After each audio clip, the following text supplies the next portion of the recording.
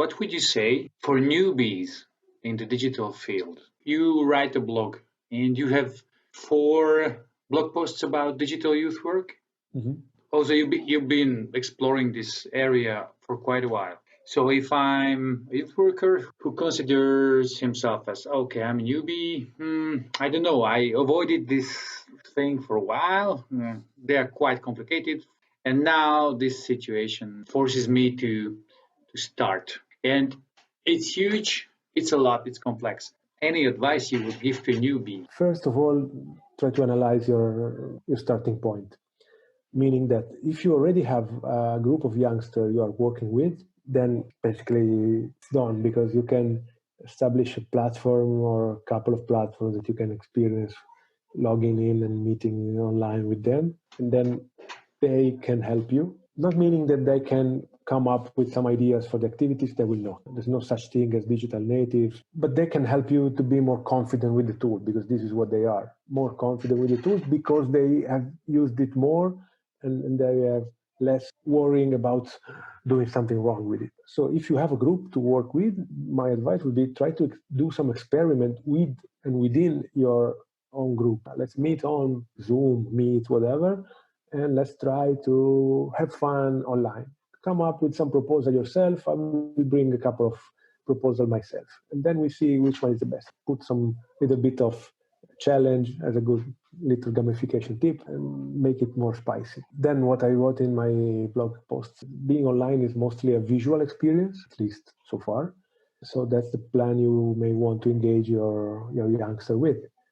So it should be something dealing with the visual plan. So if you have videos, if you have images or memes or whatever visual approach, it could be better than just staying and seeing your face talking. Then smaller group work better. For instance, that's why we are using Zoom more than other platforms, because it allows to have these breakout rooms where you can split your group in smaller ones. But then it's something that you can anyway replicate. I don't know, you use whatever other platform, you can set up other calls with smaller groups of participants, and then you meet again in the main one. It's not impossible. But the idea is to make more interaction. Yeah, smaller group call for more interaction. And you normally open up more. There's less time pressure. Usually they work better. So plenary, it's just for hello everybody, here we are. Let's start to do something. Let's split. And then what I'm trying to do experiments in right now.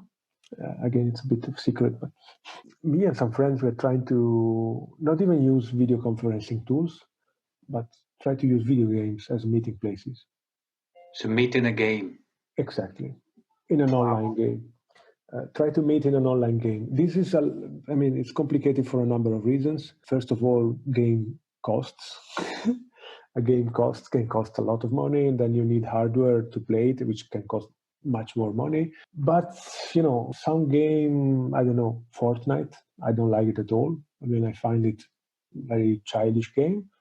But anyway, it's super, super spread, and it's really not so much demanding in terms of hardware. It works on every platform. It is free to play. And they just introduced creative modality gameplay, so you don't have to only play to kill everybody and be the last man standing, as in the regular game. So when this happened, we started to understand how we could do this. Enter the game, establish our own place, build up our facilities, our rooms, buildings. We are slowly trying to understand what could be done in there, which kind of integration. But the game has a voice chat inside, so it can really work as a video conferencing tool. But so you're kind of escaping the game.